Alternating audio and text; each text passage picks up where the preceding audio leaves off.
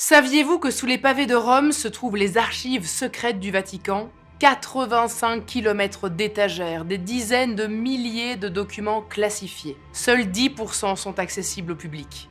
Le reste, totalement interdit. Un lieu où même les chefs d'État doivent demander l'autorisation et où l'accès peut leur être refusé sans aucune explication. Certains parlent de machines capables de faire revivre le passé, comme si l'on y assistait en direct. D'autres parlent de grimoires anciens permettant d'invoquer des forces surnaturelles. On y soupçonne la présence de pactes, de rituels ou de rencontres avec le diable lui-même. Mais qu'est-ce qui est vrai ? Et surtout, qu'est-ce qu'il y a de si inavouable pour que ces documents soient tenus à l'abri des regards depuis des siècles ?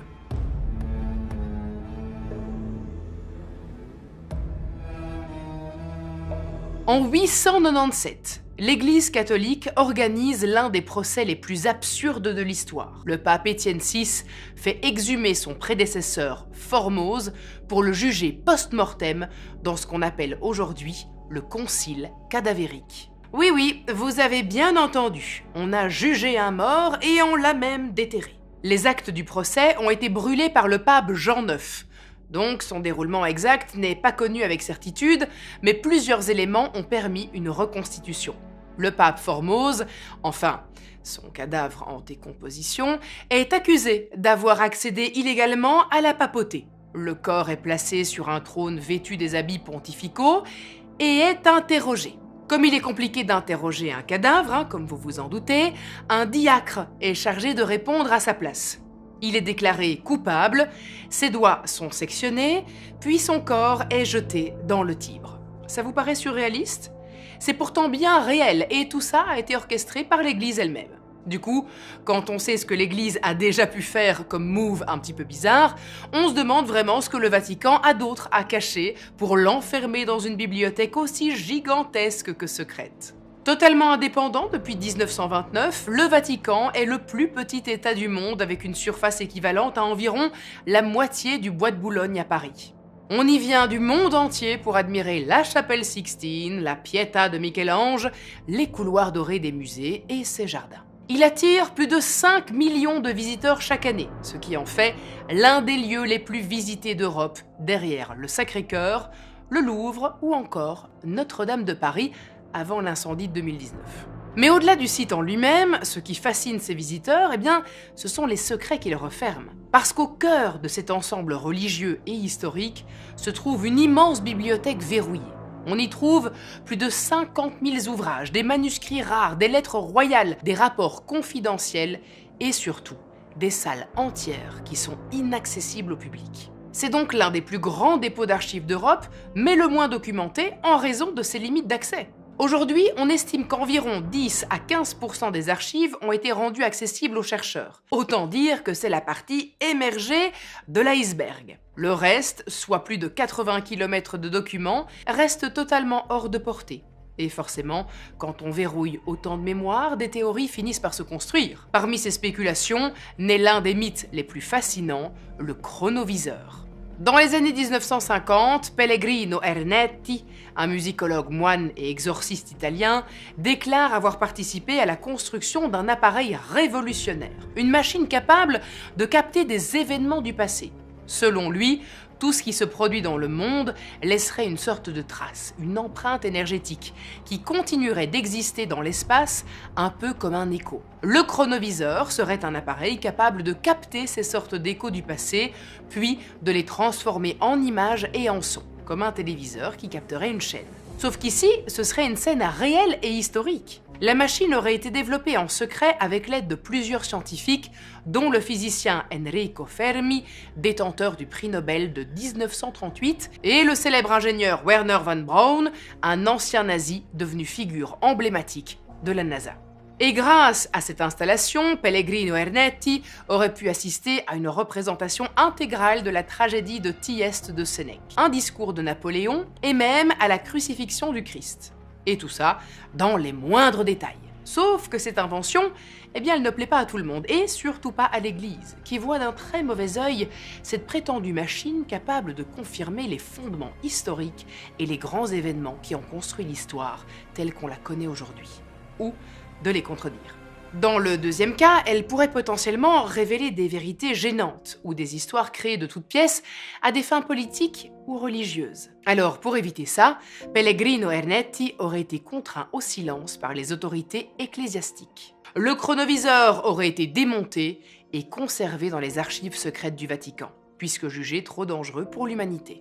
Une telle technologie donnerait aussi au Vatican un contrôle absolu sur l'histoire et sa réécriture. D'autant qu'il aurait beaucoup à cacher dans le domaine. Selon plusieurs auteurs ésotériques et anciens prêtres repentis, le Vatican aurait été informé dès le XXe siècle, via ses ambassades, de contacts avec des civilisations non humaines. Ces affirmations reposent sur une accumulation de curieux témoignages. Parmi les plus marquants, on retrouve Corrado Balducci, ancien théologien du Vatican et membre de la curie romaine. Il a déclaré à la télévision italienne que des êtres extraterrestres visitaient probablement la Terre, mais que leur existence ne contredit en rien la foi catholique. Selon lui, l'Église devait se préparer à accueillir cette réalité comme une part possible de la création. Il n'en fallait pas moins pour alimenter les soupçons d'une présence extraterrestre. Certains évoquent même l'existence d'une commission secrète active pendant la guerre froide qui aurait eu pour mission de collecter des informations sur les phénomènes inexpliqués dans le monde entier.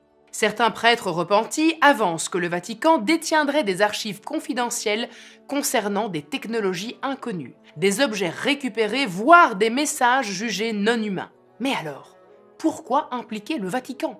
Eh bien parce qu'il est l'un des rares États au monde à réunir à lui seul une autorité spirituelle, une puissance diplomatique et une infrastructure scientifique. Avec son propre observatoire astronomique, ses croyances fondées sur la création divine et son influence sur des millions de fidèles, l'Église reste un acteur incontournable dès qu'il est question de l'origine de l'humanité ou de ce qui pourrait exister au-delà. Plus troublant encore, certains de ces documents cachés concerneraient des messages prophétiques. Ils viendraient notamment des apparitions de Fatima au Portugal en 1917. Cette année-là, 3 jeunes bergers portugais, Lucie, François et Jacinthe, rapportent avoir vu plusieurs apparitions de la Vierge Marie dans un champ près du village de Fatima.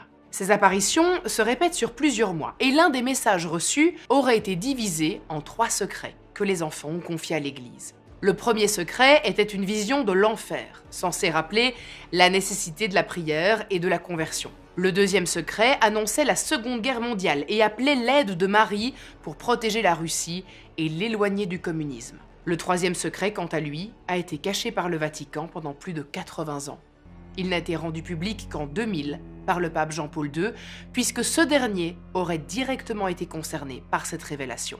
Selon le chef de l'Église, la vision de ce troisième secret évoquait symboliquement l'attentat du 13 mai 1981 contre Jean-Paul II lui-même, sur la place Saint-Pierre. Mais cette interprétation officielle n'a pas convaincu tout le monde.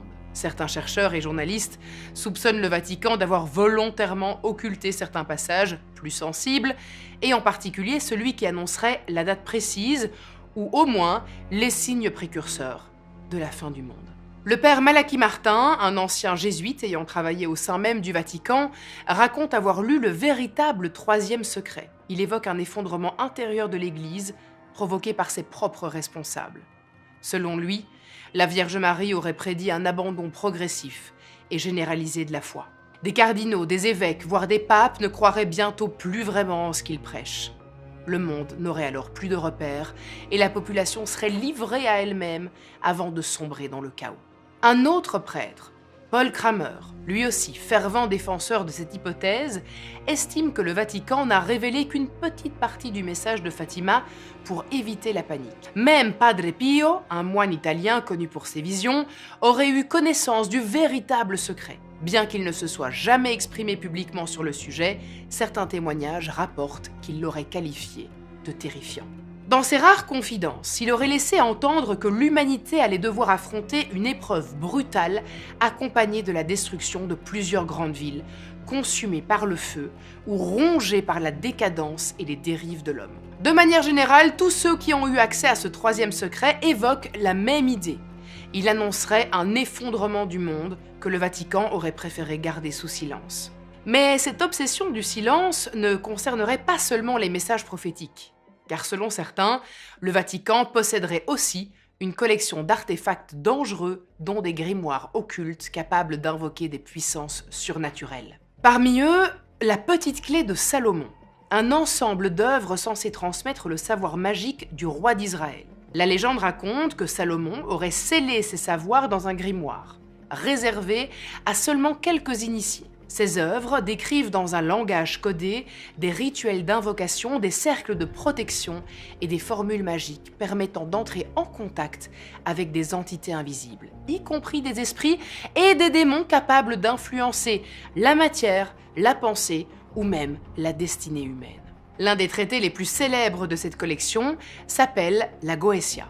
Il s'agit d'un recueil qui liste 72 démons, chacun associé à un nom, un sceau, une hiérarchie et à des pouvoirs spécifiques. Le texte décrit les moyens de les invoquer.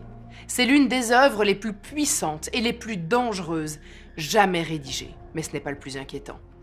Des rumeurs circulent au sujet d'un des manuscrits les plus secrets du Vatican, un manuel d'exorcisme rédigé par Lucifer lui-même. Le grimoire du pape Honorius est sans doute la source historique principale à laquelle ces rumeurs font écho. À mesure que les décennies passent, des passionnés ont commencé à décortiquer son contenu, à croiser ses formules avec d'autres traditions magiques et à y voir des traces dissimulées de pactes avec le diable, d'expérimentations interdites menées par certains prêtres ou même d'effets hallucinatoires induits par sa lecture. Pourtant, une révélation va mettre à mal la légende. Le grimoire du pape Honorius serait ce qu'on appelle un faux historique, donc un texte écrit au XVIIe siècle et faussement attribué à Honorius III, un pape du XIIIe siècle. Mais pas de quoi faire taire la rumeur. Au contraire, cette révélation ne fait que renforcer le doute. Et si ce faux historique n'était en réalité qu'une copie arrangée, créée pour détourner l'attention d'un autre manuscrit bien plus dangereux et que le Vatican chercherait à dissimuler? Parce que ce qu'on sait aujourd'hui, c'est que le grimoire du pape Honorius contient bel et bien des rituels d'exorcisme inversés. Donc non plus pour expulser un démon, mais pour l'inviter à habiter un corps. Les rituels qui s'y trouvent seraient si puissants et dangereux qu'ils seraient interdits aux prêtres. Ce qui rend l'existence d'un véritable grimoire maudit plus crédible que ce qu'on ne veut l'admettre, c'est que certains membres du clergé auraient dérogé aux règles en utilisant en secret des passages du manuel luciférien pour faire face à des cas dits hors normes. Ces expérimentations clandestines auraient été filtrées dans des vidéos privées. Ces enregistrements auraient été conservés dans les archives et n'auraient évidemment pas été communiqués pour préserver l'image d'un ordre spirituel stable et rationnel. C'était sans compter les révélations d'un abbé, Gabriel Amorth, qui, je vous préviens, ont de quoi glacer le sang. À l'occasion d'une interview en 2010, il confesse cette phrase : « Le diable réside au Vatican ». Selon lui, certains prélats ne croiraient plus réellement au Christ ni à la résurrection. Pire, des évêques seraient directement liés au diable et lui auraient permis d'agir de l'intérieur en toute impunité, comme pour l'attentat contre le pape Jean-Paul II en 1981. Officiellement, les motivations sont politiques. Mais pour Gabriel et Amorth, cette attaque serait le fruit d'une influence démoniaque. Et ce ne serait pas un cas isolé. Presque 30 ans plus tard, le soir du 24 décembre 2009, une autre scène surréaliste se produit, cette fois au cœur de la basilique Saint-Pierre, en pleine messe de Noël. Alors que Benoît XVI s'avance vers l'autel, une femme franchit la barrière de sécurité et se jette sur lui. L'assaillante, Susanna Maiolo, est rapidement maîtrisée. On la décrit comme mentalement instable et connue des services de sécurité. Mais pour le père Amorth, ce n'est pas une coïncidence si cela se produit la nuit de Noël, lors d'une cérémonie diffusée dans le monde entier, au moment où le pape s'apprête à célébrer la naissance du Christ. Ce serait une tentative de profanation symbolique derrière laquelle se cacherait un message envoyé directement par le diable. Une idée qui ne date pas d'hier et qu'on retrouve d'ailleurs dans l'histoire chrétienne elle-même et jusque dans l'art sacré. On pense par exemple à la représentation du saint Wolfgang et le diable du peintre Michael Paché sur laquelle on y voit un évêque, figure de l'Église, face à une créature démoniaque qui lui tend un livre ouvert. L'histoire raconte une légende médiévale selon laquelle saint Wolfgang aurait demandé l'aide du diable pour bâtir une église. Le diable aurait accepté à condition de recevoir la première âme qui y entrerait. L'accord est conclu, mais au moment de l'ouverture, le saint aurait envoyé un loup pour sauver ses fidèles. Pour l'Église, il est évident qu'il s'agit d'une ruse ingénieuse. Pour ceux qui en doutent, cette légende édulcorée ne serait que la représentation d'une raison donnée au diable de se venger. Et à en croire la sculpture monumentale réalisée par Pericle Fazzini en 1977, censée représenter la résurrection, il y a de quoi s'interroger. Installée dans une salle d'audience du Vatican surnommée la salle du serpent, cette représentation laisse certains sceptiques. Déjà par le nom du bâtiment, le serpent étant l'un des symboles les plus anciens et les plus puissants associés au diable dans la tradition chrétienne occidentale. Je vous assure que ça n'a rien à voir. Pour moi, le serpent est clairement le signe de faire peau neuve, il est le signe d'une renaissance interne. C'est quelque chose de très positif que je n'associe absolument pas à quelque chose de diabolique. Revenons à notre fameuse salle, parce qu'il y a aussi cette symétrie avec ses lignes courbes et ses reliefs sombres qui donnent l'illusion d'un reptile géant ou d'une tête démoniaque. La sculpture en elle-même et sous certains angles montre un visage du Christ difforme, presque reptilien, qui semble être attrapé par des forces obscures. Une symbolique puissante qui représenterait l'Église non plus comme la victime du mal, mais comme son allié. Et pour confirmer cette hypothèse, il suffirait d'explorer certains des artefacts démoniaques confisqués par le Vatican et stockés dans l'immense bibliothèque secrète. On y trouverait notamment des crucifix inversés, retrouvés lors de messes noires ou de rituels sataniques clandestins. D'après plusieurs prêtres exorcistes, dont le père Gabriele Amort, ces objets ne pourraient pas être détruits sans risque. Brûler ou briser l'un de ces fragments contaminés serait prendre le risque de provoquer une manifestation surnaturelle trop violente. Alors plutôt que de les faire disparaître, l'Église aurait choisi de les enfermer dans le silence et la pierre. À moins que ce ne soit pour les garder à portée de main pour les utiliser, le moment venu, dans le cadre de rituels sataniques. Une rumeur qui circule sur Internet évoque l'existence d'objets rituels si puissants qu'ils auraient été classés au niveau 3, une appellation non officielle mais régulièrement reprise en ligne pour désigner des artefacts jugés particulièrement dangereux. Autrement dit, ces objets seraient considérés comme capables de provoquer des manifestations démoniaques incontrôlables, des hallucinations collectives, voire des morts mystérieuses si on les utilise ou si on les manipule sans protection. Le Vatican n'a évidemment jamais reconnu posséder de tels objets, mais certains exorcistes et même d'anciens archivistes du Saint-Siège auraient laissé entendre qu'ils auraient été placés dans les archives secrètes du Vatican pour éviter qu'ils ne tombent entre de mauvaises mains. Et si vous n'avez pas envie qu'on vous envoie, vous aussi, vous faire enfermer à double tour dans les archives du Vatican, eh bien je vous conseille de vous abonner illico presto à cette chaîne. Bon sang, je sors une vidéo chaque dimanche pour votre plus grand plaisir et en plus totalement gratuitement. Alors qu'est-ce que vous attendez pour vous abonner? On me dit dans l'oreillette que les prochaines vidéos vont être particulièrement sympathiques. Je dis ça, je dis rien.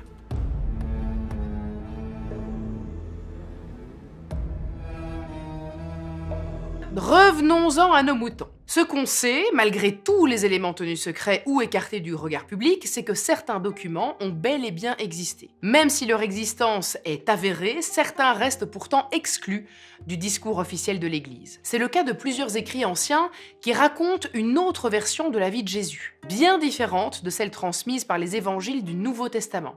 L'Église aurait refusé de les inclure dans la Bible officielle. On les appelle les évangiles apocryphes. À l'époque, au IVe siècle, l'Église a choisi les textes qu'elle jugeait fiables pour former le Nouveau Testament et a mis de côté tous les autres considérés comme non conformes selon sa propre vérité. Et justement, certains de ces textes, même s'ils sont incomplets et parfois fragmentaires, racontent une histoire qui bouleverse radicalement celle qui nous a été racontée. Ces textes, retrouvés notamment à Nag Hammadi en 1945 et étudiés aujourd'hui par des chercheurs du monde entier, font mention d'un Jésus qui aurait eu une vie bien différente de celle qu'on lui connaît. L'évangile de Thomas ne raconte pas la vie de Jésus, mais rassemble 114 de ses paroles supposées. Il présente un Jésus plus philosophe que prophète, qui invite chacun à trouver la vérité en soi sans passer par une église ou une autorité divine. L'évangile de Philippe évoque une relation intime entre Jésus et Marie-Madeleine, décrite comme sa compagne ou partenaire spirituel. Le texte est abîmé, mais certains passages laissent entendre une proximité physique et émotionnelle. Jésus aurait donc eu une relation amoureuse avec Marie-Madeleine, qui n'est plus décrite comme une disciple, mais comme sa compagne, voire sa femme. En 2014, 2 chercheurs ont déchiffré un manuscrit vieux de 1500 ans conservé à la British Library et intitulé « Joseph et Aseneth ». Ce texte, rédigé en araméen syriaque, est connu depuis l'Antiquité comme une histoire d'amour entre un patriarche biblique et la fille d'un prêtre égyptien. Mais selon leur analyse, Joseph serait en réalité un alias de Jésus, et Aseneth ne serait autre que Marie-Madeleine, avec qui le Christ aurait eu 2 enfants. Marie-Madeleine aurait été enceinte de son 2e enfant au moment de la crucifixion. Craignant pour sa vie et celle de sa descendance, elle aurait fui la Terre Sainte, protégée par un petit groupe de fidèles proches de Jésus. Ils auraient traversé la Méditerranée et se seraient installés en Gaule, dans ce qui deviendra plus tard le sud de la France. Cette union aurait donné naissance à une descendance secrète, mêlée aux familles nobles, les Mérovingiens, cette dynastie issue du peuple des Francs. On raconte que cette lignée serait détentrice d'un savoir et d'une connaissance sacrée, mais surtout d'une compréhension du monde et de l'esprit réservé à seulement quelques élus. C'est ici qu'on retrouve l'une des révélations les plus sulfureuses autour de Jésus. Le véritable Saint Graal ne serait pas une coupe, mais une lignée. Ce serait en réalité le sang de la descendance directe du Christ, donc de celui qui posséderait une connaissance sacrée. Et pour protéger ce secret et éviter les représailles des autorités romaines, mais aussi des élites ecclésiastiques cherchant absolument à contrôler le message chrétien et rejeter tout esprit critique, un réseau aurait été mis en place. Certains documents parlent du prieuré de Sion, une société secrète fondée à Jérusalem, chargée de protéger la descendance du Christ et de préserver les documents qui prouvent que l'Église a bel et bien dissimulé la véritable histoire de Jésus. Plus tard, les Templiers eux-mêmes auraient découvert la vérité. Avec pour mission de protéger les pèlerins chrétiens en route vers la Terre Sainte, ils s'installent sous l'ancien site du temple de Salomon à Jérusalem. Et en fouillant les ruines, les Templiers auraient mis la main sur des documents et des preuves de cette lignée cachée. Ils auraient rapporté cette découverte en Europe, qu'ils auraient gardée précieusement jusqu'à leur chute brutale en 1307. Une chute qui aurait été orchestrée pour nettoyer ceux qui en savaient beaucoup trop. D'ailleurs, si vous avez lu le livre ou vu le film Da Vinci Code, vous vous souvenez peut-être de cette révélation finale qui présente la découverte du Saint Graal comme étant non pas une coupe, mais celle qui aurait porté le sang du Christ. Autrement dit, l'enfant de Jésus, Marie-Madeleine. Si cette théorie s'avère exacte, elle remettrait en cause plusieurs piliers de la doctrine catholique, puisque Jésus ne serait pas resté célibataire, alors que cette abstinence est considérée comme un fondement d'un modèle de pureté spirituelle à imiter. Pire encore, la figure féminine principale ne serait plus la Vierge Marie, symbole de pureté et de maternité divine, mais Marie-Madeleine. Et justement, l'évangile de Marie donne en réalité à Marie-Madeleine un rôle bien plus important dans la transmission de l'enseignement du Christ. Elle y est présentée comme plus lucide que les apôtres, ce qui bouscule profondément l'ordre patriarcal établi dans les textes canoniques. D'autres textes évoquent que Jésus ne serait pas mort sur la croix ou que sa résurrection n'aurait pas été un miracle, mais une métaphore spirituelle. La mort du Christ représenterait en fait une transformation intérieure et la résurrection un éveil de conscience. Ce n'est donc pas le corps qui revient à la vie, mais l'esprit qui atteint une forme supérieure de vérité. Et si Jésus avait voulu transmettre un message différent, mais qu'on avait cherché à faire taire? Parce que dans les textes canoniques du Nouveau Testament, Jésus ne laisse aucun écrit de sa main. Ses paroles sont rapportées par ses disciples, Matthieu, Marc, Luc, Jean, pour ne citer qu'eux, mais aucune lettre et aucun message ne lui est directement attribué. Comment une figure aussi importante aurait-elle pu ne rien écrire? Ou comment ses écrits auraient-ils pu disparaître entièrement? C'est là qu'apparaît l'idée d'un évangile écrit de sa propre main qui aurait été écarté délibérément parce qu'il contenait un message trop éloigné de la divinité que l'Église voulait incarner. Cet évangile, supposément rédigé par Jésus lui-même, rapporterait une vision intérieure du royaume de Dieu, moins religieuse et plus psychologique. Il n'y aurait pas besoin d'église, de messe, ni de sacrement pour approcher la vérité. Il y aurait en réalité une connaissance cachée, accessible uniquement aux initiés. Évidemment, aucun de ces recueils n'ont été reconnus par l'Église, puisqu'ils contredisent les fondements même de la tradition chrétienne. Il présente un Jésus plus humain que divin et laisse penser que l'Église aurait volontairement écarté ses écrits pour préserver l'unité de sa doctrine et éviter toute remise en question de ses vérités officielles. Parce qu'évidemment, remettre en cause la nature divine de Jésus, c'est remettre en question l'origine même du pouvoir papal. Un passé qui pose question, et pourtant, les témoignages et enquêtes au fil des années vont mener à des révélations que l'Église a longtemps cachées. On parle entre autres de milliers d'exorcismes validés par le Vatican. Le père Gabriele Amorth, souvenez-vous, était exorciste en chef du Saint-Siège. Pendant plus de 60 ans, il confie avoir pratiqué 160 000 exorcismes. Oui, 160 000. Alors attention, quand il parle d'exorcisme, il parle aussi des prières, des bénédictions et inclut plusieurs rituels par séance. Ce qui est important, c'est que parmi eux, il évoque des rituels non encadrés, voire abusifs, sur des personnes souffrant en réalité de troubles psychologiques graves. Dans plusieurs cas, ces rituels ont dégénéré et provoqué des blessures, des séquelles mentales, voire des morts. L'un des cas d'ailleurs les plus controversés, c'est celui d'Annelise Michel, que j'ai déjà traité sur cette chaîne. Si vous n'avez pas encore vu la vidéo, je vous invite vraiment à la voir. Ce cas est juste absolument terrifiant. Cette jeune femme de 23 ans, qui aurait été atteinte de troubles neurologiques, a été soumise à 67 séances d'exorcisme en moins d'1 an. Ses parents et 2 prêtres étant persuadés qu'elle était possédée. Elle mourra après des mois de privation, d'isolement et de souffrance. L'affaire fait la une des journaux et un procès est demandé. Les 2 prêtres seront condamnés pour homicide par négligence, mais jamais excommuniés. L'Église, elle, a gardé le silence. Il faudra attendre 1999, soit plus de 20 ans plus tard, pour que le rituel de l'exorcisme soit enfin révisé. Et ce que l'Église ne pouvait pas contrôler par la prière, elle a souvent essayé de l'enfermer.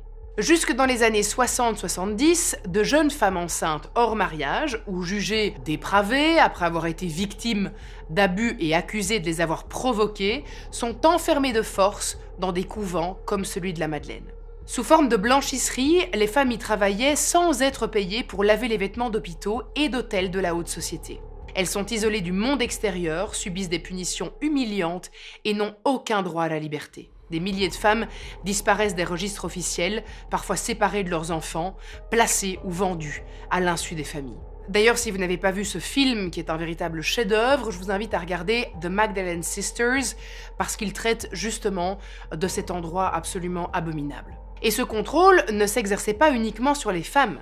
Derrière les murs d'autres institutions religieuses, c'est toute une génération d'enfants qu'on a voulu effacer. Entre la fin du 19e siècle et les années 1990, plus de 150 000 enfants autochtones, des Inuits, des Métis et des Premières Nations ont été forcés à intégrer des pensionnats dits industriels, le plus souvent dirigés par des congrégations catholiques sous contrat avec l'État canadien.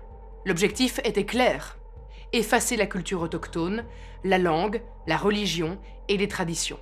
En 2021, des fouilles menées sur les anciens sites de ces pensionnats, notamment à Kamloops en Colombie-Britannique, ont révélé les restes de centaines d'enfants disparus, sans qu'aucun décès n'ait jamais été officiellement déclaré. Et plutôt que de révéler ces dérives peu défendables, ces rapports ont été classés et enterrés. Certaines sources évoquent aussi des pressions exercées sur des décisions parlementaires importantes par l'Église elle-même. Des notes, des courriers diplomatiques ou des comptes rendus de réunions confidentielles conservés dans les archives témoignent d'interventions du Vatican dans les affaires d'État. En 2005 notamment, le journal britannique The Guardian rapporte que le Vatican avait adressé des courriers à plusieurs ambassades pour faire pression contre le mariage homosexuel en Espagne. En 2009, le New York Times publie des extraits de documents qui montrent que des diplomates du Vatican ont tenté d'influencer les politiques de santé de plusieurs pays africains. Dans certains cas, l'aide humanitaire de l'Église pour les hôpitaux, les médicaments et les programmes sociaux dépendait du respect de certaines règles religieuses. Autrement dit, un pays pouvait craindre de perdre un soutien logistique ou financier s'il légalisait certaines pratiques jugées contraires à la doctrine. Dans le livre Le Vatican, vérité et légende, le chercheur Frédéric Martel évoque des rapports diplomatiques confidentiels entre le Vatican et des représentants politiques dans plus de 20 pays sur des sujets comme l'euthanasie, la bioéthique ou l'éducation sexuelle, dont certains seraient toujours archivés et non publiés. Officiellement, ce sont des discussions d'ordre moral, mais ces documents pourraient surtout révéler comment l'Église aurait tenté d'influencer discrètement des lois civiles, parfois en contournant les processus démocratiques.